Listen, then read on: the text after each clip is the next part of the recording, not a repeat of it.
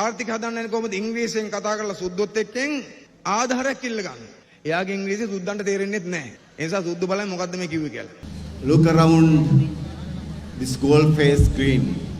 It is absolutely beautiful to see hundreds of dancers all very nicely dressed up.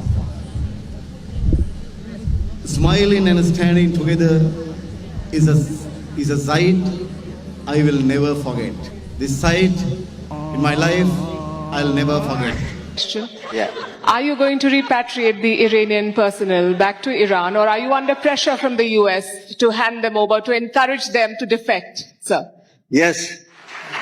I want to reiterate that unclose. That's why I iterate that unclose, because we are following those intense laws. It's a big question. It's a big Question. It's a big question. It's a big Question. fracture. It's a big question. It's a big Question.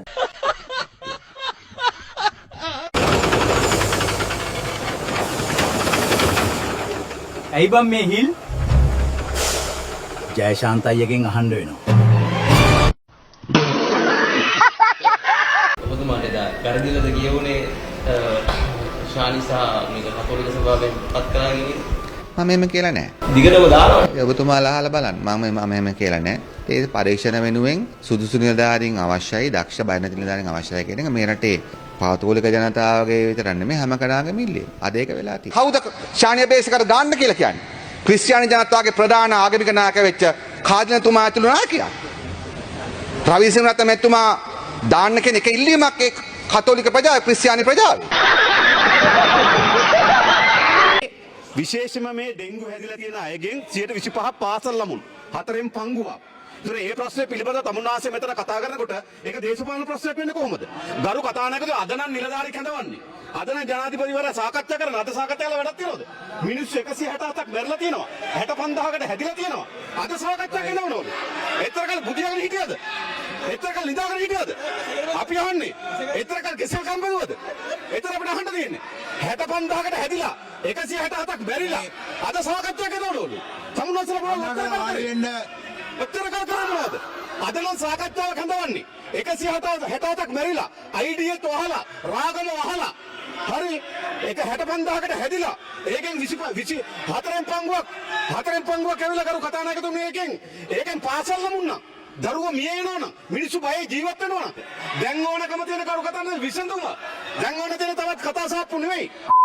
මේ අතර රට තුළ dengue රෝගීන් 44480ක් මේ වන විට වාර්තා වී ඇති අතර ඩෙංගු මරණද ඉහළ ගොස් ඇතැයි ජාතික ඩෙංගු මර්ධන ඒකකයේ ප්‍රජා වෛද්‍ය විශේෂඥ ප්‍රශීලා සමරවීර මහත්මිය පවසනවා. ඩෙංගු රෝගීන් 44480ක් වාර්තා වෙලා තියෙනවා. 38 දෙනෙක් මිය ගිහිපුවාත් වාර්තා වෙලා තියෙනවා. තාමත් රෝගීන්ගේ වැඩිවීමක් තමයි දක්නට ලැබෙන්නේ. රෝහල් ධාරිතාව කොළඹ ගම්පහ මාතර වැනි රෝහල් ඇඳන්වල ප්‍රශ්නයක් තියෙනවා. නමුත් අඩුවෙන් පාවිච්චි කරන මාට්ටු ගනිමින් ලෙඩ්ඩු කළමනාකර ගැනීමට උපදෙස් ලැබුණා. අපි දැක්කා පහුගිය ආණ්ඩුව තියෙන කාලේ විපක්ෂයේ හිටපු ප්‍රබල ඔය ජනතාව විමුක්තිකරණය කරපු චෝදනාවක් තමයි IMF එකේ ඩොලර් ටිකක් ලංකාවට ඇවිල්ලා මෙන්න කියනවා මේගොල්ලෝ ඩොලර් වැඩි වෙනයි කියලා. එතකොට ඒගොල්ලෝ බැලුවලු තේ පිටරට යවලා නැහැ. කිසිම අපේ රටින් කිසිම දෙයක් පිටරටට කියලා නැහැ. කොහොමද ඩොලර් ආවේ කියලා. දැන් ඔබතුමා hina වෙනවා. ඔබතුමාලා ඒ තර්කයේ ගේන්නේ නැත්තේ මේ විපක්ෂයේ ඉඳගෙන. සුනන්දලුත් මහත්මයා වගේ මන්දබුද්ධි කතා කියන කිසිම කෙනෙක් අපේ දේශපාලන පක්ෂේ නැහැ. මම දකිනවා ඔය එතුමා තමයි ඔය කතාව කිව්වේ. එතුමා ප්‍රසිද්ධ වේදිකා 2023 කියනවා ඩොලර් එක ස්ථාවර වෙලා රුපියල ශක්තිමත් වුණා. ඩොලර් එක සහ රුපියල අවශ්‍ය විදිහට ශක්තිමත් වුණාය. ඒක රුපියල ශක්තිමත් වීමේ හේතුව එතුමා හොයලා බලනකොට එතුමා හිතුවයි මේ හාල් පොල් ටිකක්වත් පිටරට යවලද එහෙම නැත්නම් ඇඟලුම් ටිකක් යවලද හැබැයි එහෙම දෙයක් නෙවෙයි එතුමා දැක්කේ මේ IMF එකෙන් ණයක් ලැබිලායි කියලා. ඒ වෙලාවේ එහෙම කිව්වේ. හැබැයි ඒ වෙලාවේ රට තිබුණේ බංකොලොත් වෙලා. ඒ බංකොලොත් වෙලා තිබුණු රටේ මිනිස්සු ජීවත් කරවන්න උවමනාව තිබුණු නිසා තමයි ඒ වෙලාවේ වැඩ ටික කරගෙන ඉන්නේ. අපි පිළිගන්නව රටේ නිෂ්පාදන වැඩි කරලා කරන්න ඕන. හැබැයි අපි මේ රටේ මිනිස්සුගේ ජීවිත ගැන සහ අපි ඉන්න තත්ත්වයෙන් ඉදිරියට රට ගෙනියන්න ඕන කියලා හිතන පක්ෂයක් හිතන කණ්ඩායම අපිට අවශ්‍ය නැහැ රට අරාජක කරලා ඉතුමන්ලා හිතුවා වගේ මලමිනිය උඩින් බලය ගන්න. අපේ ජාතිවාදී පක්ෂය සුල්ලන්ත මහත්තයා වගේ මන්දබුද්ධික කතා කියන නායකයෝ අපේ පක්ෂේ නැහැ. එතුමා තමයි කණ්ඩායම තමයි ඔය. අර සමන්ත විද්‍යාරත්න මහත්තයාත් කිව්වේ අපි ඕන විදිහට තමයි අපි IMF එකේ ණය ගන්නෙ. අපි කියනවා අපේ කොන්දේසි වලට කැමති වෙලා උඹලා දෙනව නම් දීපන් කියලා අර බරල් කුඹුරේ ඉන්න අහිංසක ගොලියන්ට කියලා කිව්වා. ඉතින් මේ මිනිස්සු බුලත් දින ගහ අප්පුඩි ගහලා මේගොල්ලන්ගේ වාහන වලට කෙහෙල් කැමුත් පැටෙව්වා. ඒ කෙහෙල් කැම් පටවපේ හුඟ වෙලා කෝටි 30 ගණන් තිබිලා අහුණාට පස්සේ මං කියන අර මිනිස්සු පව්. ඉතින් මේ මිනිස්සුන්ට බොරු කිව්වා කියලා අපේ වැඩිහිටි පරම්පරාවට බොරු කිව්වා. සමන්ත විද්‍යාරත්නලා දැන් ඇවිල්ලා මේ ඥාව් ගන්නවා මේ මීඩියා වලට ඇවිල්ලා. අපි ඔක්කොම කොහොමත් මැරලා යනවා. හැබැයි අපේ වගකීමක් තියෙනවා මේ නිර්ප්‍රභූ පන්ති අතේ අපේ පන්ති අතේ මේ පාලන බලය දිගටම පවතින වැඩ කිරීම වෙනුවෙන් අපි හැමෝටම වගකීමක් තියෙනවා. නැත්නම් ඓතිහාසික සටනක් අපි පාවා දුන්න වෙනවා. අපි ලේසියෙන් මේක අත්තරලා දමලා ගහලා යන්නේ නැහැ.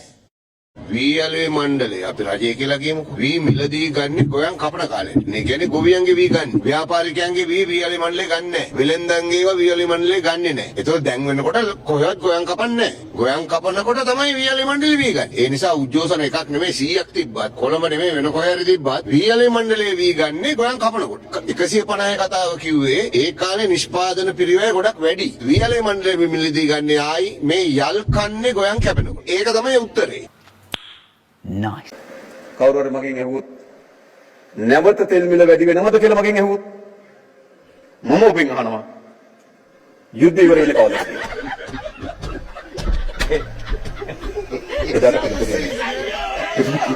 කනතෝ මරාගෙන කන දෙනවා. චරි ගෝතයා. You serious? අර දැන් වරේ ඉස්සලා. ගොයන් කාපු කෙනෙක් තමයි නාමල් කරුණාරත්න. අද නාමල් ගොයන් කරනවද කොහෙද හොයාගන්න නැහැ. බම්බේට වඩා කුඹුර හිටියේ ওই මිනිහා. බම්බේටත් වඩා කුඹුර හිටියේ. ගෝවින්ද අමුඩ ගස්සලා කොළඹ ගේනවා ජනතා විමුක්ති පෙරමුණ. අද ඇවිල්ලා මාධ්‍ය සාකච්ඡාවල කියනවා අපි මේ තාක්ෂණිකව මේ සම්බන්ධ තීන්දුව ගන්නවලු. ගෝවියාගේ නිෂ්පාදන වියදම වැඩි වෙලා තිබෙනවා. ඉතිහාසයේ මේ රටේ ගෝවියාට හැම ආණ්ඩුවම දෙයක් කළා.